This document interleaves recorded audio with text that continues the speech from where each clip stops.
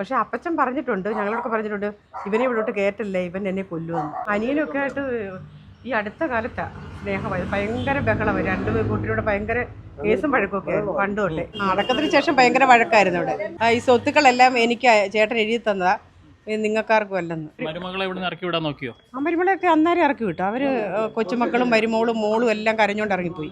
ചെങ്ങന്നൂർ പുലിയൂരിലെ യേശുദാസിന്റെ മരണത്തിൽ ഇപ്പോൾ കൂടുതൽ പ്രതികരണങ്ങൾ പുറത്തു വരികയാണ്. ഈ യേശുദാസിന്റെ മരണത്തിൽ ദുരൂഹതയുണ്ട് അല്ലെങ്കിൽ അസ്വാഭാവികതയുണ്ട് എന്ന് ചൂണ്ടിക്കാട്ടിക്കൊണ്ട് മരുമകൾ പോലീസിൽ പരാതി നൽകുകയും ആ പരാതിയുടെ അടിസ്ഥാനത്തിൽ ഈ മൃതദേഹം കല്ലറ തുറന്ന് പുറത്തെടുത്ത് പോസ്റ്റ്മോർട്ടം നടത്താൻ RDO ഉത്തരവിടുകയും ചെയ്തിരുന്നു. ആ പോസ്റ്റ്മോർട്ടം നടപടിക്രമങ്ങൾ ഇപ്പോൾ പുരോഗമിച്ചു കൊണ്ടിരിക്കുകയാണ്.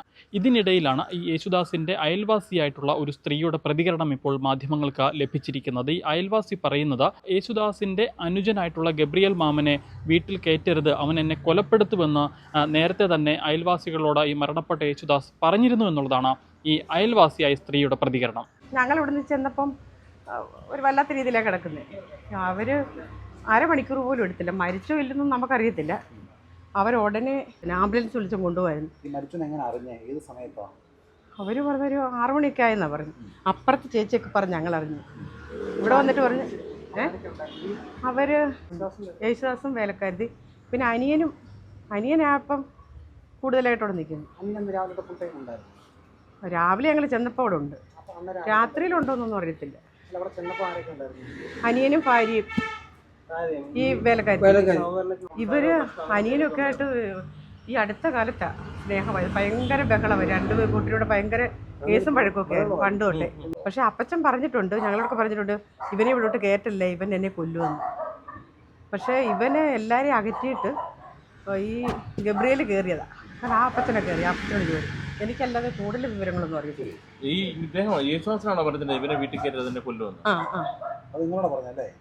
ഞങ്ങളോട് പറഞ്ഞിട്ടുണ്ട്. എന്നിട്ട് പറയും സ്വത്തുക്കളെല്ലാം എൻ്റെ കൊച്ചുമൊക്കെ കൊള്ളാമെന്ന് പറഞ്ഞിട്ടുണ്ട്.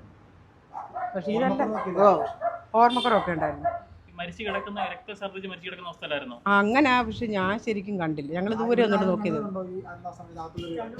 അപ്പുറത്തെ ചേച്ചിയാണ് കൊണ്ടുപോകാൻ, വേറെ ആരെയും വിളിച്ചില്ല. അവര് തന്നെ പെട്ടെന്ന് കൊണ്ടുപോയി.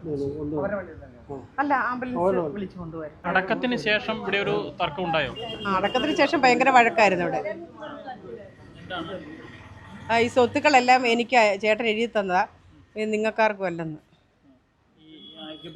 ഗബ്രിയേൽ പറഞ്ഞു.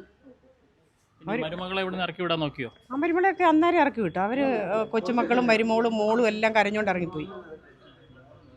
ഇവിടെ ഒരു ജോലിക്കാരി ഉണ്ടെന്ന് പറയുന്നു, അവരുടെ പെരുമാറ്റത്തിൽ സംശയം ഉണ്ടെന്ന് പറയുന്നു. അവരിപ്പോഴും ഉണ്ട് ഇവിടെ? അവരിപ്പോഴും ഉണ്ട്. ഇപ്പം മരിച്ചിട്ട് 1 മാസം കഴിഞ്ഞില്ലേ, അവരിപ്പോഴും അവിടെ ഉണ്ട്. അവര് ഈ അനിയന്റെ കൂട്ടത്തിലുണ്ട്. ഇവര് സ്ഥിരമായിട്ട് ഇവിടെ നിൽക്കുമോ, പോകുന്നില്ല അവര്. ആ വീട് അകത്തുനിന്ന് പൂട്ടിയ അവസ്ഥയിലാണ്. അതിന്റെ ഉള്ളിൽ ആളുണ്ടോ? ഉള്ളിലാളുണ്ട്. ഞങ്ങൾ എന്നും കണ്ടു, ഇന്ന് രാവിലെ ഞാൻ കണ്ടു. ജോലിക്കാരി കൊട്ടാരക്കര സ്വദേശിനിയാണെന്നാണ് അറിയുന്നത്. അവര് ഇപ്പോഴും ആ വീട്ടിനുള്ളിൽ തന്നെ ഉണ്ട്. ആ വീട്ടിൽ തന്നെ ഉണ്ട് ഇപ്പോഴും.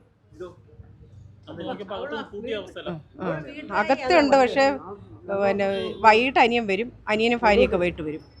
വൈകിട്ട് വന്ന് അകത്ത് കയറി ഗേറ്റൊക്കെ അടയ്ക്കും.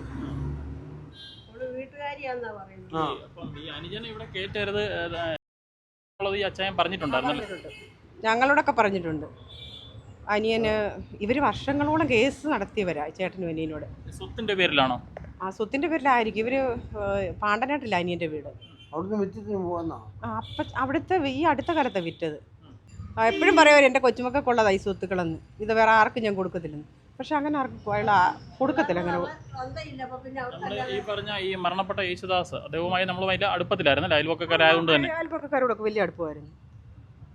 ഇപ്പൊ ഈ സ്വത്തുക്കൾ മുഴുവൻ അദ്ദേഹത്തിന്റെ അനുജന്റെ പേരിലാണ്. അത് അങ്ങനെയാ പറയുന്നത്, നമുക്ക് വ്യക്തമായിട്ട് അറിയത്തില്ല. പക്ഷെ കൊടുക്കാൻ സാധ്യതയുണ്ടോ? ഒരിക്കലും കൊടുക്കത്തില്ല, അനിയന് കൊടുക്കത്തില്ല. ഈ കൊച്ചുമക്കളെ കഴിഞ്ഞ് എന്തായാലും കൊടുക്കൂ.